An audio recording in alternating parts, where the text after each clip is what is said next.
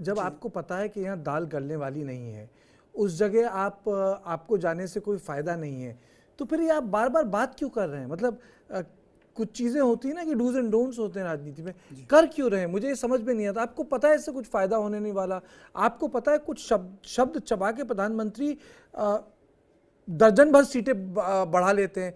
सबको याद होगा जब चाय वाला बोला था तो बाकायदा वो चाय वाले की दुकान पे बैठ कर उन्हें प्रोग्रामिंग शुरू कर दी थी, हंगामा मच गया था पूरे देश भर में, और प्राइम मिनिस्टर ने नुक्कड़ सभाएं कर दी जाके, तब as a prime minister candidate Narendra Modi ने।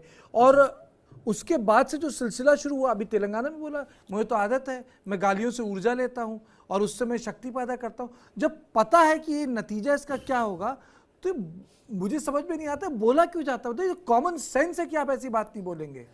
कार्तिकेय जी, इसमें पूरी चिंतन है। कांग्रेस अभी 19वीं सदी में जी रही है या 20वीं सदी में जी रही है, और भारतीय जनता पार्टी 21वीं सदी की जीने वाली पार्टी है, और उसका नेता तो 22वीं सदी में जी रहा है। वो एडवांस रहता है हमेशा।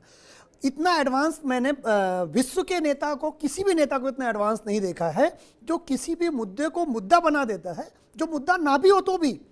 तो कांग्रेस को 19वीं और 20वीं सदी की मानसिकता से बाहर निकलना ही होगा। अगर वो 19वीं सदी की मानसिकता में रहेगी, 20वीं सदी की मानसिकता में रहेगी, जैसा कि पंकज भाई ने कहा था, दरबारी कल्चर से निकलना होगा। उसे सोशल मीडिया और उन प्लेटफॉर्म की अहमियत को जानना होगा, अपने विचारों को सोच समझ के बोलना होगा। मैंने एक डिबेट में यूसुफ भाई भी थे, हमने कहा था कांग्रेस तो यूसुफ जी की दाढ़ी से सीख सकती है, कितनी बेहतरीन दाढ़ी ट्रिम करते हैं वो, तो कम से कम चीज़ें ट्रिम करके बैलेंस करके रखें। मैंने ये आपके ही चैनल में, इसी प्रोग्राम में मैंने कहा था कि कांग्रेस को और कुछ सीखने की जरूरत ही नहीं है, यूसुफ जी की दाढ़ी से सीख ले। आप देखिए उनका एक भी बाल इधर उधर नहीं जाएगा। एक भी वक्तव्य जो कांग्रेस का नेता गड़बड़ तो उसको पार्टी से बाहर निकाल देना चाहिए। वैसे ही जैसे यूसुफ भाई, उनकी टीम से कोई बाल बाहर निकलता हो कट करके निकाल देता। आप उनकी दाढ़ी देख लीजिए और बताइए एक भी बाल उनका अगर बाहर हो। तो कांग्रेस क्यों नहीं सीखती है? सीखने की कला कांग्रेस भूल गई है। वो 20वीं सदी की कांग्रेस है। मुझे बड़ा दुख होता है 1885 की बनी वो कांग्रेस जिसने अंग्रेजों को न्यूनतम क्रांति करके देश से भगा दिया। विश्व का एकमात्र भारत ऐसा देश है जहां ब्लड सेट नहीं हुआ उस मात्रा में जैसा दुनिया के दूसरे देशों में हुआ। तो वो कांग्रेस अब 19वीं और 20वीं सदी से 21वीं सदी में वो जंप नहीं कर पा रही। कार्तिकेय जी, कांग्रेस की ये बेसिक प्रॉब्लम है।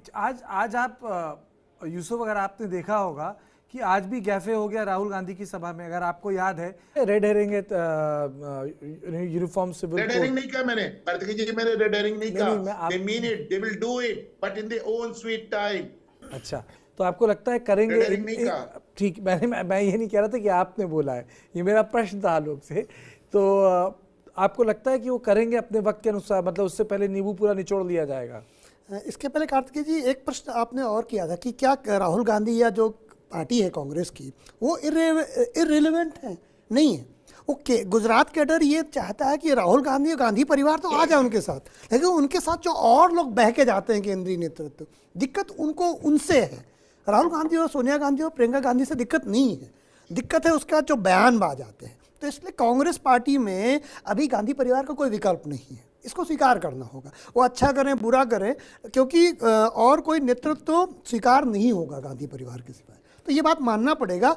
गुजरात का कैडर इसलिए डरता है कि अगर ये लोग जाएंगे तो बयानबाजियां ज़्यादा शुरू हो जाएंगी, तो राहुल गांधी अकेले जाएं तो ठीक है, लेकिन उसके साथ 4 नेता और चले जाते हैं, बयान देते हैं, उससे कांग्रेस को बहुत नुकसान होता है। ठीक है यूसुफ, मुझे बताइए कि यूसीसी वाला से अनुपम बोल रहे थे जब तक फ्रूट का जूस नहीं निकलेगा तब तक ये यूसीसी का टमटम होता रहेगा, और उसके बाद जब जूस निकलने वाला होगा तब वो पास हो जाएगा पॉलिटिकल डिविडेंड्स के साथ। नहीं, एक्चुअली बीजेपी इसे महिलाओं की तरफ ही ले जाएगी, क्योंकि जो अधिकार की बात होती है कॉमन सिविल कोड में, वो आप देखेंगे महिलाओं के अधिकार ही इससे बढ़ेंगे। वो अब चाहे वो एसटी महिला के अधिकार बढ़े या मुस्लिम महिला के अधिकार बढ़े, अधिकार तो, क्योंकि गोद लेने का अधिकार या जितने भी अधिकार हैं सिविल लॉ में, वो अधिकार महिलाओं के पास बढ़ेंगे। और बीजेपी बहुत ही धीमे धीमे, मेरी दादी गाँव में पनेथी बनाती थी तो वो धीमे आंच में पकाई जाती थी।